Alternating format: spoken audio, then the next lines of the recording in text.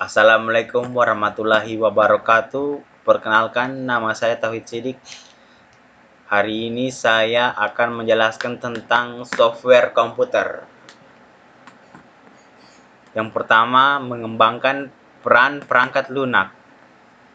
Saat ini perangkat lunak memiliki dua peran, yaitu berfungsi sebagai sebuah produk dan sebagai kendaraan yang mengantarkan sebuah produk. Sebagai produk, perangkat lunak mengantarkan potensi perhitungan yang dibangun oleh perangkat lunak komputer.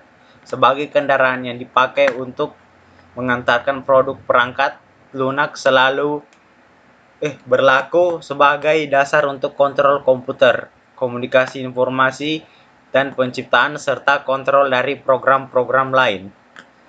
Pada awal era komputer, perangkat keras dengan tujuan umum menjadi hal yang biasa. Sementara perangkat lunak dirancang secara khusus untuk aplikasi tertentu saja dan hanya memiliki areal distribusi yang terbatas. Era kedua evolusi sistem komputer melingkup dekade pertengahan tahun 1960 dan 1970-an. Sistem multiprogram dan multi-user memperkenalkan konsep baru interaksi manusia dengan mesin. Teknik interaktif membuka sebuah dunia aplikasi yang baru secara tingkat kecanggihan perangkat lunak dan perangkat keras yang baru pula. Sistem real-time dapat mengumpulkan, menganalisis, serta mengubah data dari banyak sumber sehingga proses pengontrolan dan penghasilan output tidak lagi berada dalam skala menit melainkan detik. Kemajuan dalam penyimpanan online membawa ke generasi pertama menjadi manajemen database. Era ketiga revolusi sistem komputer dimulai pada pertengahan tahun 1970-an dan berlangsung lebih dari satu dekade penuh. Sistem terdistribusi multikomputer yang masing-masing melakukan fungsi secara konkuren dan berkomunikasi satu dengan yang lain. Kesimpulan dari era ketiga ditandai dengan kehadiran yang menyebabkan pemakaian mikroprosesor. Evolusi sistem komputer era keempat menjauhkan kita dari komputer individual dan program komputer yang menuju pengaruh kolektif dari komputer dan perangkat lunak. Mesin desktop yang kuat dan dikontrol oleh sistem operasi yang canggih, jaringan lokal dan global, serta digabung dengan aplikasi perangkat lunak yang maju menjadi sebuah aturan. Teknologi yang berorientasi pada objek dengan cepat menggantikan pendekatan pengembangan perangkat lunak yang lebih konvensional dalam berbagai area aplikasi. Perangkat lunak, sistem pakar dan kecerdasan buatan pada akhirnya bergerak dari laboratorium ke penerapan praktis untuk berbagai masalah dengan jangkauan luas di dunia nyata. Yang kedua, perspektif industri. Pada masa awal perhitungan, sistem berbasis komputer dikembangkan dengan menggunakan manajemen yang berorientasi pada perangkat keras. Mereka menerapkan kontrol, metode, dan alat-alat yang kita kenal sebagai hardware engineering.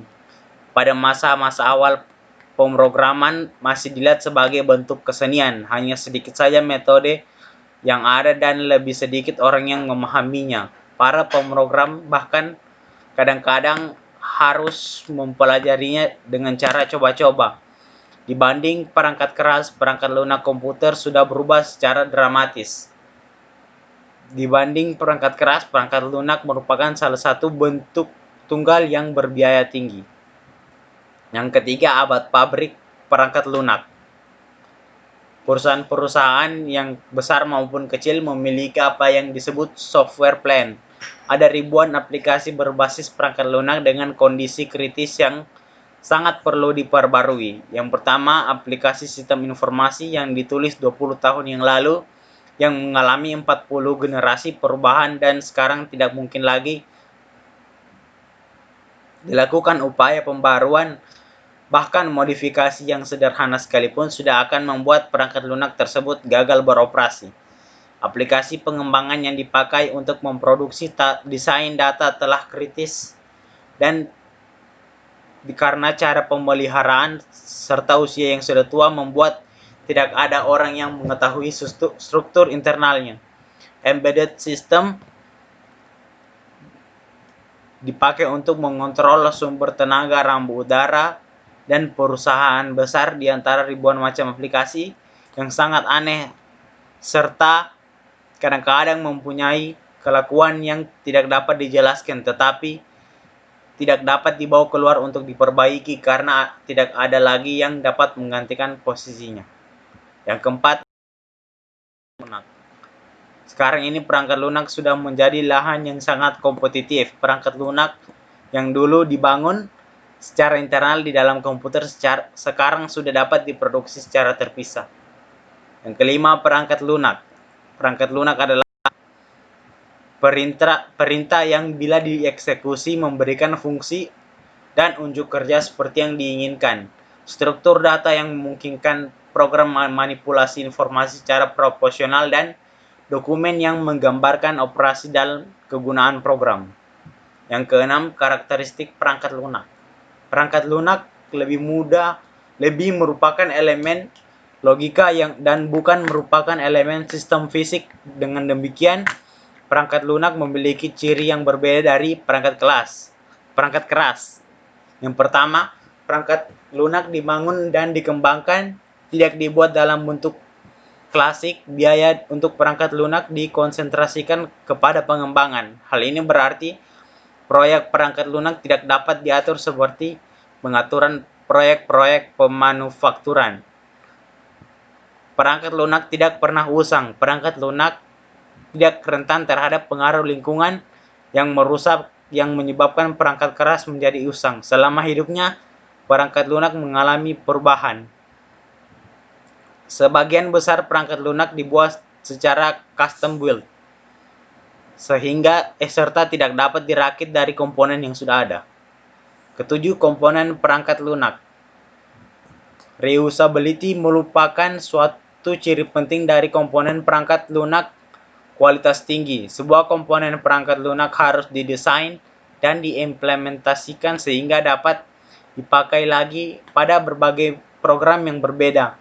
Komponen perangkat lunak dibangun dengan bahasa pemrograman yang memiliki kosakata yang terbatas, sebuah tata bahasa yang dibatasi secara eksplisit serta aturan-aturan sinteks dan semantik dan yang dibentuk secara baik. Reusability merupakan suatu kode mesin bahasa assembly, bahasa pemrograman tingkat menengah sering disebut 3 generasi bahasa komputer. Yang pertama, dengan bahasa-bahasa tersebut pemrograman harus melihat dengan baik kekhususan struktur informasi maupun kontrol pemrograman itu sendiri. Bahasa generasi keempat juga disebut bahasa non-prosedural, menggerakkan mengembangkan perangkat lunak untuk mengkhususkan pada detail prosedural. Yang ke-8, aplikasi perangkat lunak. Perangkat lunak dapat diaplikasikan ke berbagai situasi di mana serangkaian langkah prosedural seperti algoritma telah didefinisikan. Kandungan informasi dan determinasi merupakan faktor penting dalam menentukan sifat aplikasi perangkat lunak. Konten mengarah kepada arti dan bentuk dari informasi yang masuk dan keluar. Memang sulit untuk menentukan kategori umum untuk aplikasi perangkat lunak. Ketika kompleksitas perangkat lunak mulai muncul, maka penggolongan yang rapi menjadi hilang. Area perangkat lunak berikut menunjukkan luasnya aplikasi potensial. Yang pertama, perangkat lunak sistem, perangkat lunak real time, perangkat lunak bisnis, perangkat lunak teknik dan ilmu pengetahuan, embedded software, perangkat lunak komputer personal, perangkat lunak kecerdasan buatan, perangkat lunak sistem operasi. Ya, sekian dari saya. Assalamualaikum warahmatullahi wabarakatuh.